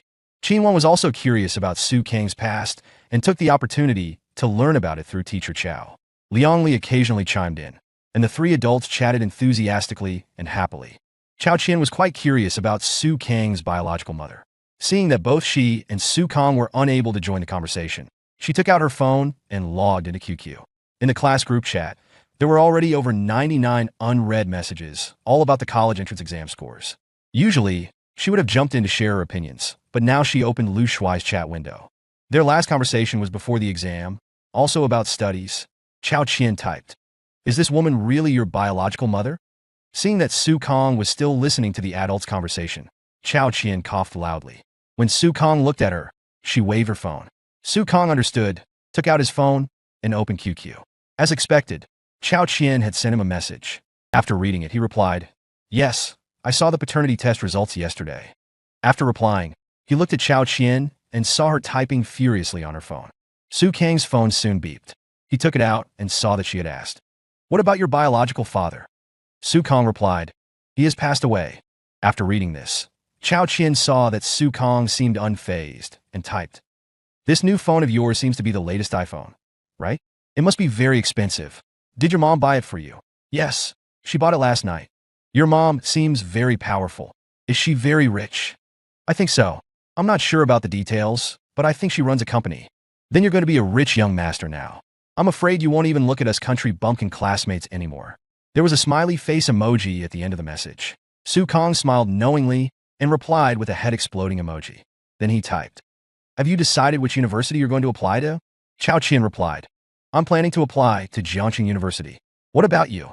Su Kong replied, "I also want to apply to Jiangqing University, but my mom wants me to study in the capital. I'm so conflicted right now. I think you should listen to adults' advice, but also consider your own true feelings. How to make a decision between the two is up to you," Chao Qian replied. After reading Chao Qian's reply, Su Kong was lost in thought. He had once read an article about Jiangqing University, and since then, he had developed a special feeling for it. He often daydreamed before sleeping, imagining himself reading under Mount Luojia, strolling along the East Lake, and enjoying the cherry blossoms that bloomed every April, walking under a rain of cherry blossoms. Su Kong replied, "I've liked Jiangqing University for a long time. I'll apply to Jiangqing University." "Oh, you dare to defy your mother's will?" Chao Qian replied. Su Kong replied with a bomb emoji, then typed, "My mom said she would respect my choice. Okay. Have you decided on a major?" "Not yet. What about you?" "My parents want me to study education, but I don't like the teaching profession. I want to study computer science. I read a report that said computer science will be a popular field in the future." Su Kong replied, "Then should I also apply to computer science?" Chao Qian felt a flutter in her heart after reading this, and replied, "Apply if you want to." Su Kong smiled unconsciously after seeing Chao Qian's reply. He was about to reply when he heard his teacher's wife, Liang Li, say, "You too, don't just play with your phones. Come and eat some watermelon." Liang Li, having been a teacher for many years, could tell at a glance that Su Kong and Chao Qian were communicating through their phones. Observing their subtle facial expressions, she couldn't help but wonder if something was going on between these two lovebirds. Chao Qian calmly put away her phone, took a piece of watermelon, and offered it to Qin Wan, saying, "Annie, it's hot. Have some watermelon." Qin Wan had also noticed Chao Qian and Su Kang's private phone communication. She took the watermelon with a smile and said, "You're such a good student and so pretty. You must have many boys who like you at school." Chao Qian blushed deeply and didn't say anything. Instead, Liang Li took over the conversation, saying, "We are usually strict with her studies, and she's obedient. In high school, she mainly focused on her studies." Then she turned to Chao Qian and said, "Qian, now that you're going to college, you're an adult and have the freedom to date. But I still hope that your studies come first. And secondly, be careful when choosing a boyfriend. It's okay if he's not rich, but he must have good character and be ambitious." Chao Qian was displeased. There were outsiders present, and she was being treated like a child again. She said irritably, I know. Liang Li was helpless. With Qin Wan present, she couldn't say much. Chao Bin saw his daughter's displeasure and said to Liang Li, Qian is already a prospective college student. We've walked a long way with her, but she has to walk the rest of the way alone. We can give her advice, but we can't make choices for her. Don't treat her like a child anymore. Liang Li retorted, You always know how to play the good guy. Qin Wan was touched by their words. She wasn't there for Su Kong when he needed his parents the most, and now she showed up when he was about to go to college and become an adult. His life was incomplete compared to others. Though she was thinking about Su Kong, she helped Liang Li smooth things over, saying, That's how mothers are. From the moment a child is born, a mother's heart is tied to her child. It's not that mothers like to nag, but children are the most important people to their mothers, so they always nag a little here and there, just wanting their children to be well. Such is the heart of a parent. Liang Li felt like she had found a kindred spirit and said, Exactly. Men are all thick-skinned, always saying it's okay, no problem. In a relationship, girls are usually at a disadvantage, so they must be cautious.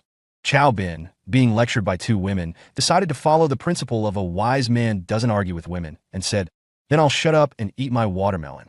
He picked up a piece of watermelon and started eating. Qin Wan checked her phone and realized it was almost 10 o'clock. She stood up and said, Teacher Chao, Teacher Liang, thank you for your hospitality today. Su Kong and I have to go now. Chao Bin and Liang Li stood up and said, Stay for lunch. We've already bought the groceries. Qin Wan said, No need to trouble yourselves. We have to go to Jiangxing to catch a flight. Su Kang's family is waiting for him in the capital. Chao Bin said helplessly, All right then. Then he turned to Liang Li and said, Let's see them off. The five of them walked downstairs, chatting and laughing.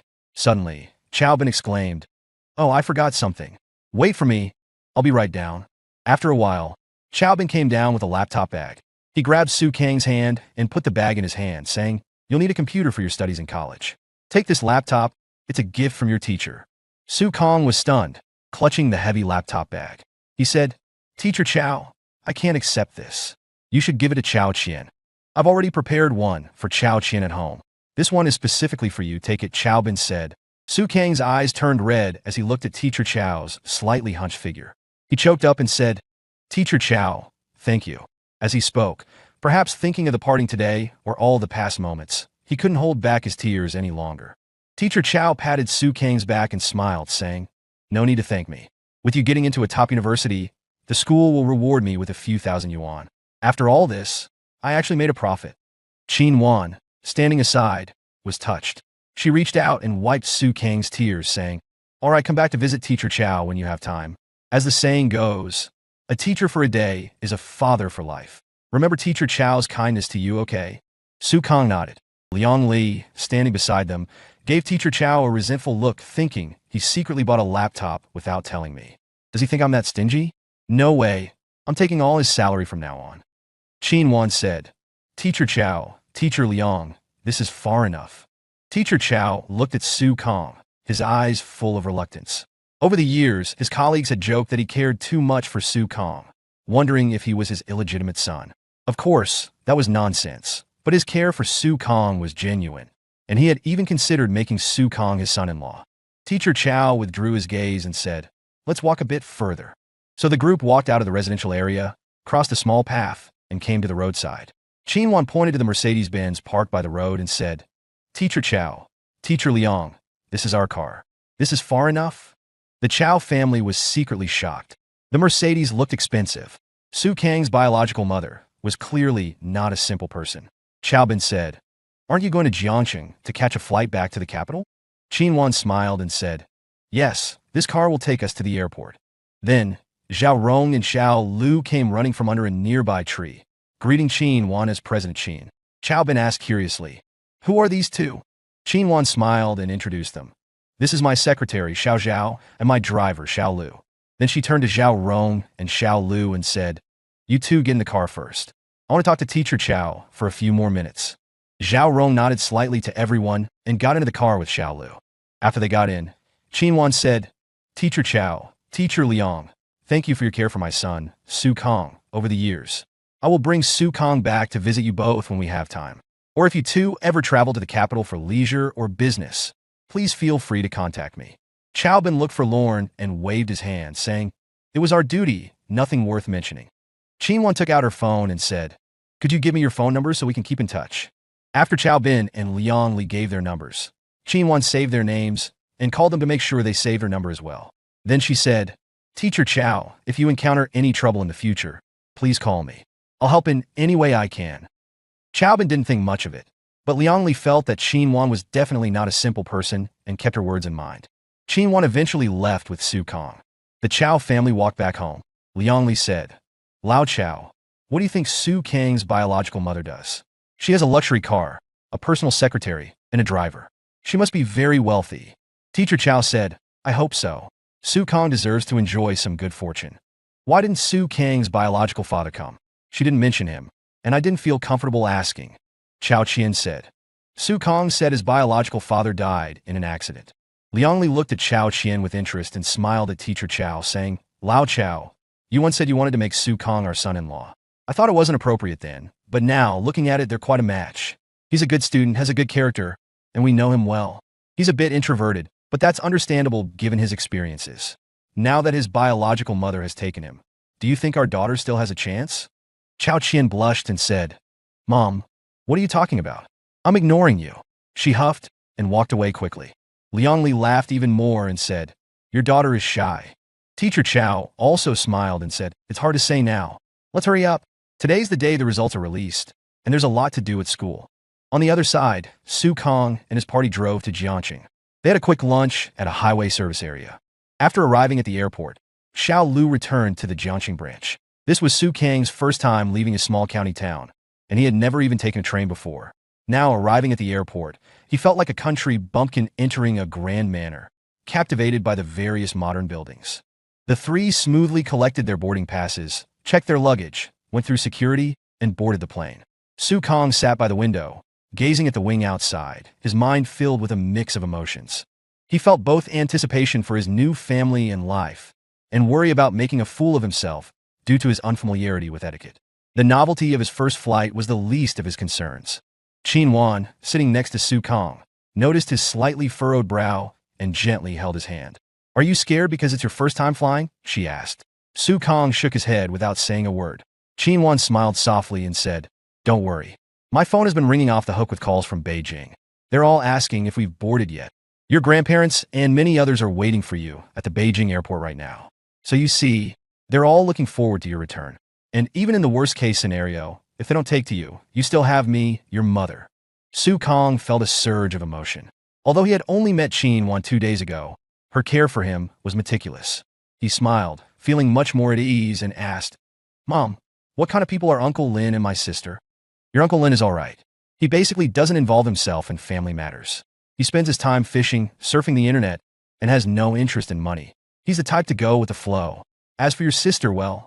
Qin thought of Lin Yi's colorful hair and felt a headache coming on. "What about my sister?" "Your sister is in her second year of junior high school, the rebellious phase. You'll have to help me and Uncle Lin manage her later on." Su Kang couldn't help but chuckle. He was just an outsider brought into the family. How could he possibly manage this young lady?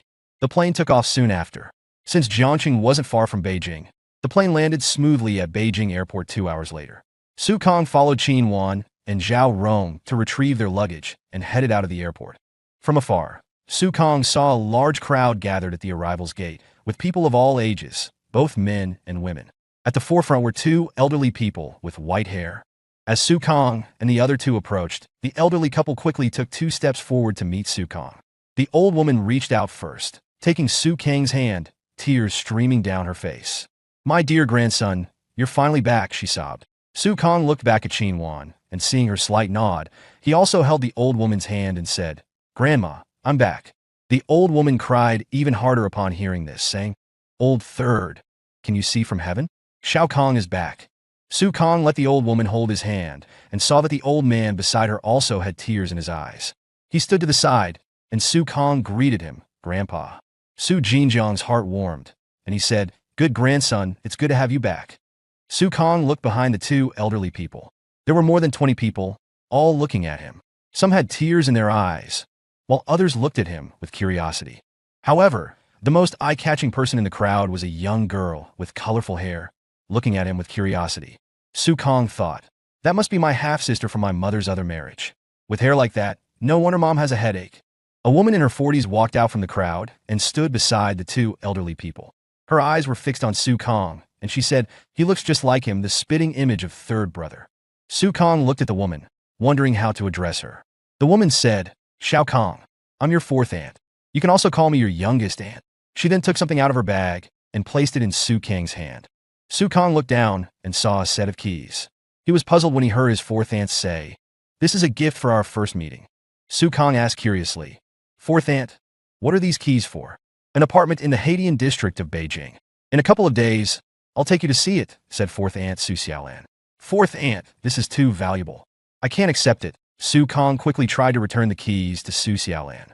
Although he was still a student, he knew that in Beijing, where every inch of land was worth its weight in gold, an apartment would easily cost tens of millions. At this time, his grandmother spoke up, "Xiao Kong, take it. Your father and your fourth aunt were very close when he was alive."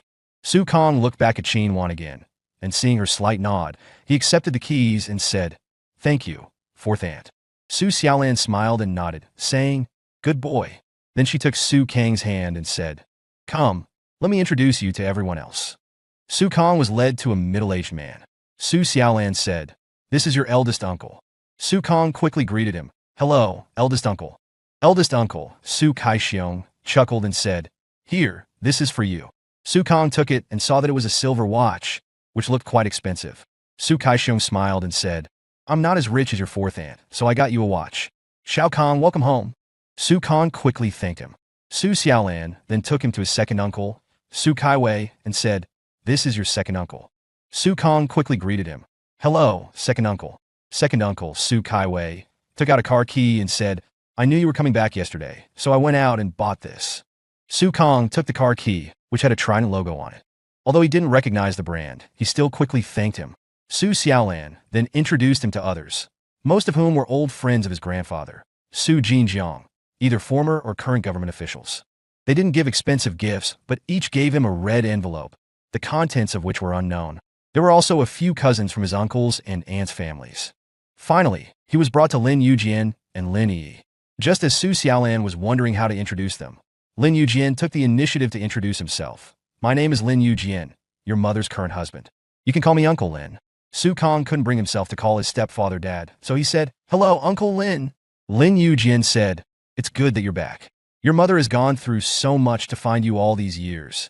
Thankfully, her efforts paid off." He then took out a set of keys from his pocket. Su Kong thought, "Is Uncle Lin also going to give me an apartment?" But Lin Yujian said, "This is the key to our home. Welcome home." Su Kong was deeply moved and said, "Thank you, Uncle Lin." Lin Yujian pulled the young girl beside him forward and said, "This is your sister, Lin Yi." Then he turned to Lin Yi and said, "Yi, greet your brother." Lin Yi was very proud. She didn't even raise her head and said flatly, "Brother." Lin Yujian was annoyed and said, "Why are you acting like this?" But Lin Yi just turned her head away, pretending not to hear.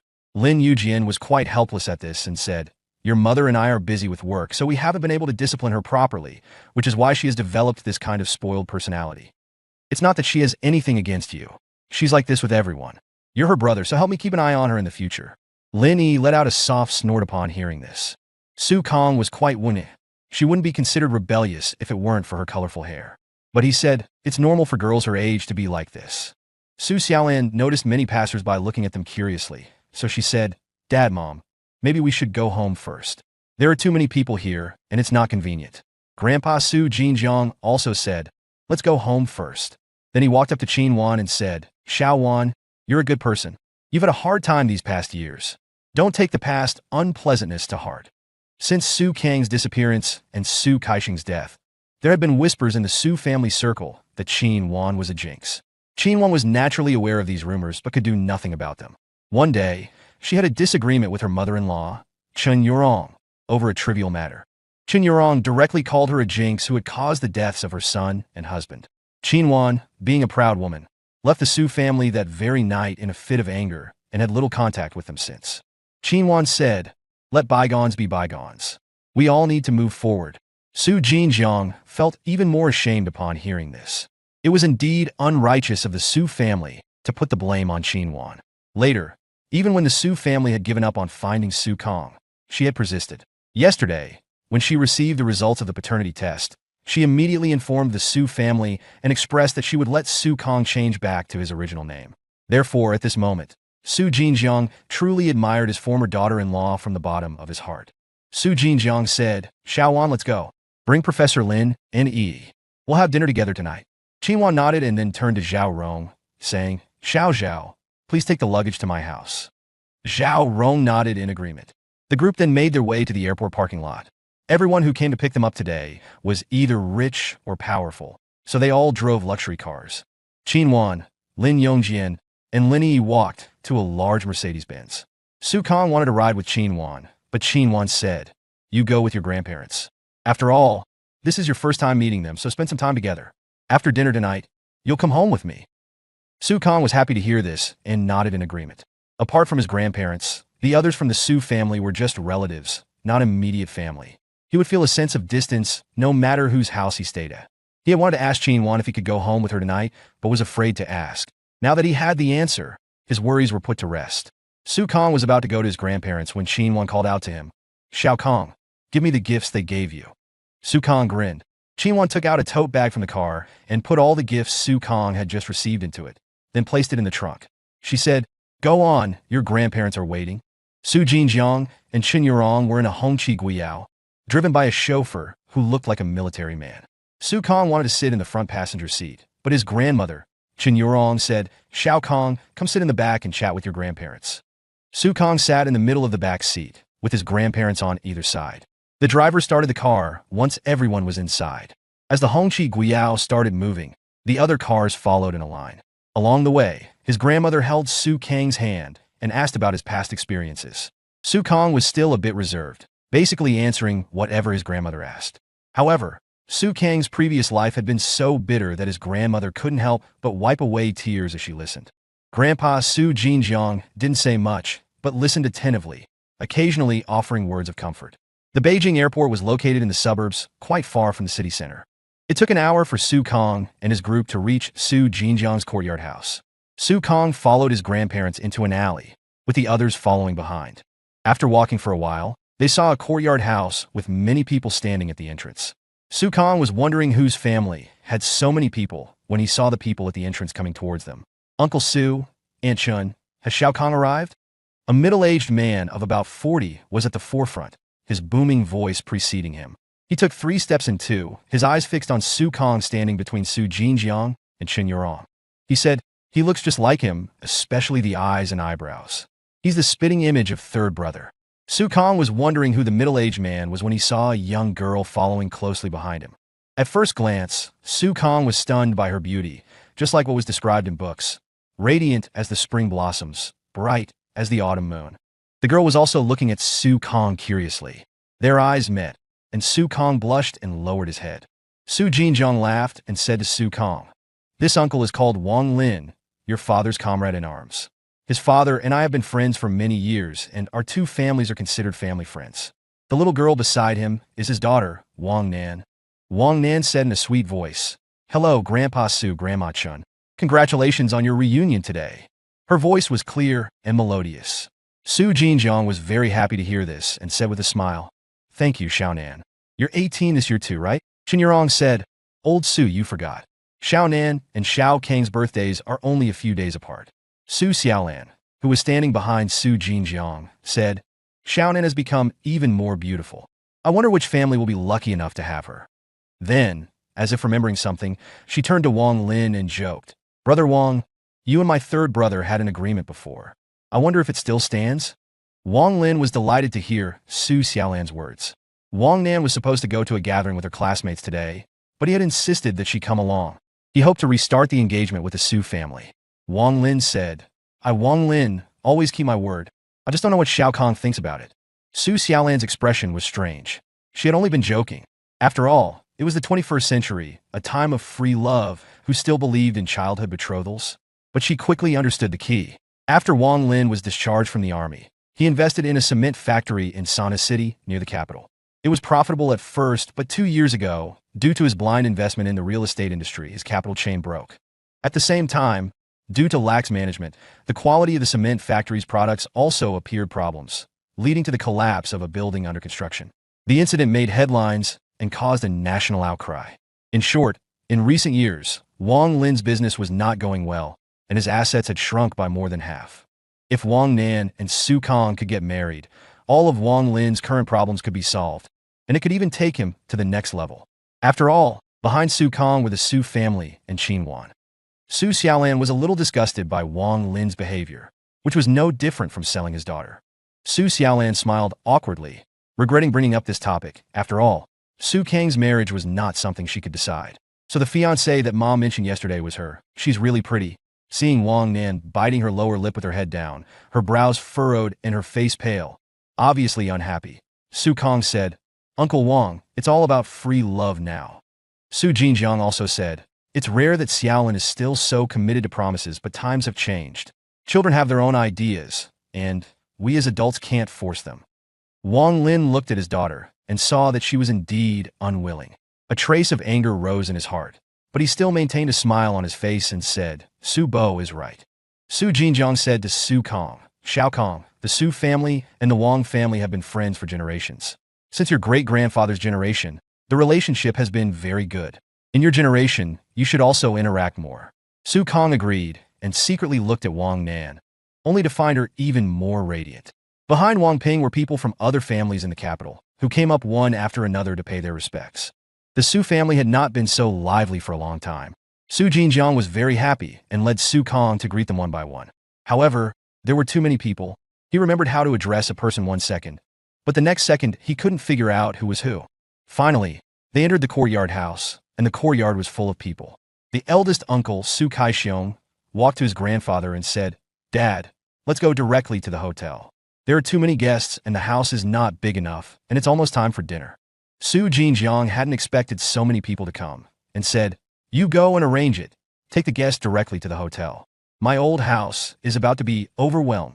Su Xiaolan smiled and said, "Dad, I told you to move to that villa in the west of the city long ago, but you just wouldn't listen. Now you know the benefits of a big house." Su Jinjiang said, "Today is not an everyday occurrence. Besides, I've been living in this old house for so many years, and I'm used to it." Su Xiaolan led the two elders and guests to the hotel first, while Su Kaixiong and Su Kaiwei led the younger generation to inform the guests inside and outside the house to move to the hotel. Su Kang was walking on the road when he suddenly thought of something and said to Su Xiaolan next to him, "Fourth aunt, have you seen my mother?" Su Xiaolan was also stunned and said, "I don't seem to have seen her since I came back." Su Kang took out his phone and called Qin Wan. The call was quickly connected. "Mom, where are you?" The other end of the phone said, "Your Uncle Lin and he didn't want to participate in this kind of socializing, so I sent them home first. I'm still on the road and will be at the Su house in about 10 minutes. "Oh, we've left the Su house now and are on our way to the hotel," Su Kang said. "Okay, I know, I'll be there soon," Qin Wan said. Su Kang hung up the phone and felt relieved. The hotel was very close, and after a few minutes' walk they arrived. Su Kang walked into the hotel and felt it was magnificent. He thought that after all, this was the capital, at the foot of the sun of heaven, far from being comparable to his small county town. Su Kang had been following Su Jinjiang, listening to him chat with several old friends. His grandmother, Chen Yorong, was surrounded by several old ladies, and bursts of hearty laughter could be heard from time to time. The rest of the Su family were busy greeting the guests. At the entrance of the banquet hall, there were also two cousins, one collecting gift money and the other recording the names. Most of the guests were chatting in groups of 3 or 5, and the whole banquet hall was very lively. Although Su Kang was the protagonist of this banquet, he had nothing to do at this time. Looking around, he found Wang Nan standing among a group of young girls. Some of them kept looking at him from time to time. One of the girls said something to Wang Nan, which made the group of girls giggle. Wang Nan walked up to Su Kang, her face slightly red, and said, "They want to add you as a friend and asked me to ask for your QQ number." Su Kang gave his QQ number, and Wang Nan took out her phone, opened QQ, searched, and added him as a friend. She said, "I've added you, please accept." Su Kang was delighted, took out his phone, opened QQ, and saw a person named Waiting for the Wind, waiting for verification. Su Kang said, "Is Waiting for the Wind you?" Wang Nan nodded.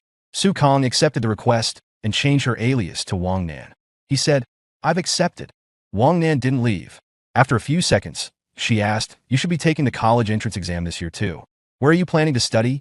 Domestically or abroad?"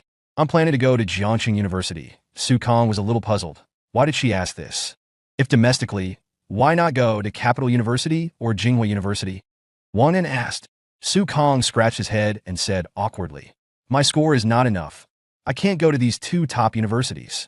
Wang Nan's expression was strange, but then she thought that he had been living as an orphan before, and she understood. She said, of course you can go, with the Su family, with your mother's connections.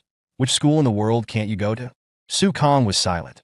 His 3 years of hard work were worthless in front of this noble status. Seeing that he didn't speak for a long time, Wang Nan said, actually, it's more popular to go to Europe now. It's relatively easier to graduate there. Do you want to? If I go abroad or to Capital University and Tsinghua University through connections, then what's the point of all my efforts over the years? Jiangqing University may not be the top university in the country, but I got in with my own efforts, Su Kong said firmly. Wang Nan looked at Su Kong in surprise, then smiled and said, I'm sorry, I didn't expect you to have such strong principles. But you are really different from other young masters. Su Kong did not speak. What are those young masters like? Indulging in debauchery and extravagance? Will I become like that in the future? At this moment, there was a commotion at the entrance of the banquet hall. Su Kong looked over and was happy to see that Qin Wan had arrived. Many people went up to greet Qin Wan. Su Kong was secretly amazed. Is his mother so influential? Wang Nan saw Wang Lin running from afar to Qin Wan, fawning over her with a big smile on his face.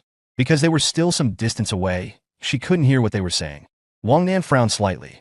Others knew that Qin Wan and Su Kong had just been reunited, and her mind must be on Su Kong, so they just greeted her briefly.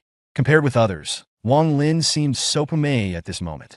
Your dad seems to be very familiar with my mom, Su Kong suddenly said next to her. Wang Nan was disdainful in her heart, but she couldn't tell the truth, so she vaguely said, maybe. At this moment, Wang Lin turned his head and pointed in the direction of Su Kong. Seeing Wang Nan standing next to Su Kong and talking, the smile on his face became even bigger. He turned his head and continued to talk to Qin Wan. Wang Nan knew that her father, Wang Lin, was promoting her again at this moment, trying to sell her for a good price. She felt a sense of sadness in her heart. Since she was a child, Wang Lin had favored her younger brother, Wang Hui, and always gave him the best of everything. She didn't expect that when she grew up, her only value would be to create wealth for him through marriage. Wang Nan felt indignant. She remembered a saying she had heard before, that a woman's life has 2 rebirths. One is her birth, and the other is her marriage. Birth is destined by heaven, but marriage is in her own hands. Wang Nan turned her head to look at Su Kong, thin and tall, with dark skin, not handsome but not ugly either. Wang Nan hardened her heart and thought, Dad, you want to use the so-called childhood betrothal from more than 10 years ago to achieve a business marriage. I also want to use this relationship to get rid of the shackles of the Wang family. From today on, I will decide my own life, and Su Kong may not be a bad choice. Wang Nan saw Su Kong walking towards Qin Wan. In the past, she would have returned to her girlfriends, but now she followed Su Kong, half a step behind. Mom, Uncle Wang, Su Kong greeted them. Dad, Aunt Qin, Wang Nan also greeted them. Qin Wan smiled at them and said, Xiaonan is here too. Have you met Xiao Kong? Yes, we just met less than an hour ago, Wang Nan also said with a smile. Wang Lin smiled, thinking that his daughter was sensible and considerate today. He said, young people always get along well. Qin Wan also smiled and said, my Xiao Kong just arrived in the capital and doesn't have any friends here. You should take care of him. Wang Nan smiled and nodded in agreement. Qin Wan turned to Wang Lin and said, Mr. Wang, please take a seat. I'll take Xiao Kong around. Wang Lin smiled and agreed, stepping aside. When Qin Wan and Su Kong left, he whispered to Wang Nan, Xiaonan, Su Kong just came back. I don't know how many unmarried young ladies from wealthy families are eyeing him. We have this relationship, so you have to seize the opportunity. Excellent men are like a scarce resource. You have to actively fight for them. If you don't take the initiative, others will. Wang Nan's eyes flickered, and she said, I know. Wang Lin smiled and said, you did well just now. During this summer vacation, spend more time with Su Kong and establish the relationship as soon as possible. Wang Nan felt a pang of bitterness in her heart. He didn't care whether she liked Su Kong or not, nor did he care what kind of person Su Kong was. For his own benefit, her marriage could be used. Wang Nan whispered, I know, Dad.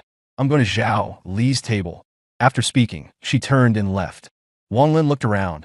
At this time, most of the people had taken their seats.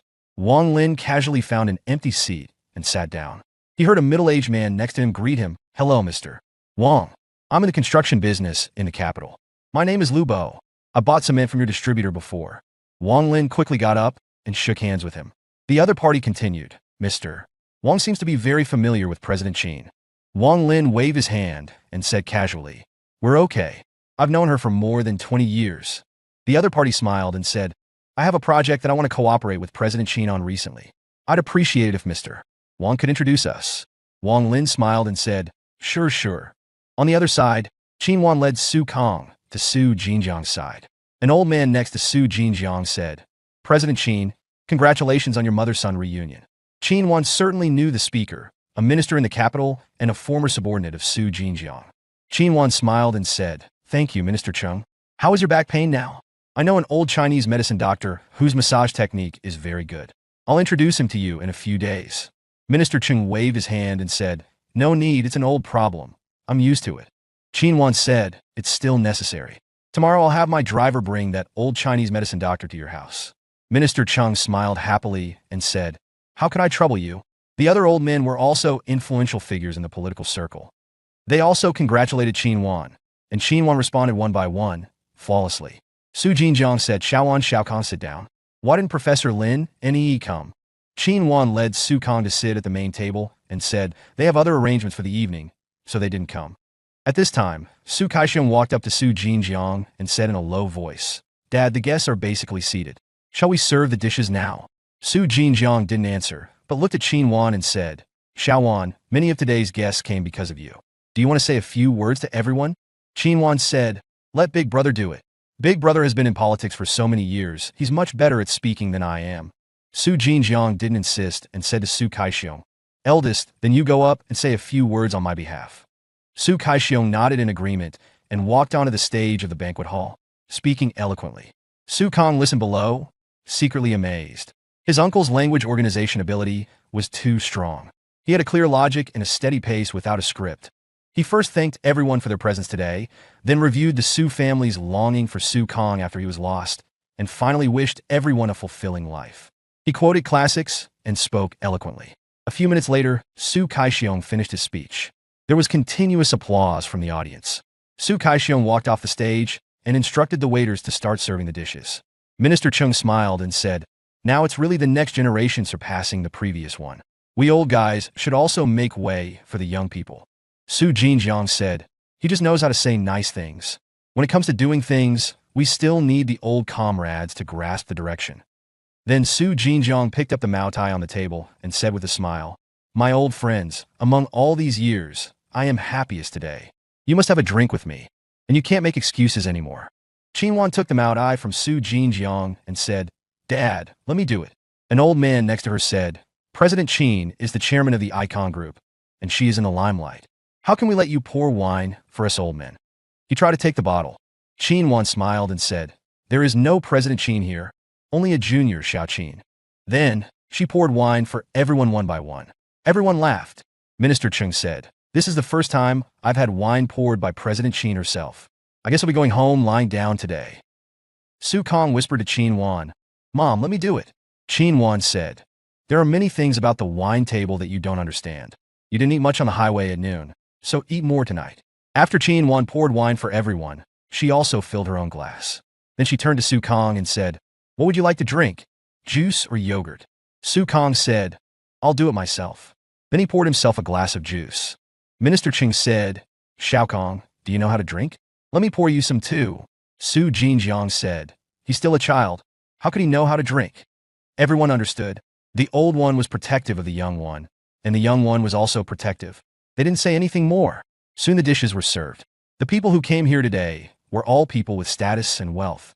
They had attended countless banquets and social events like this.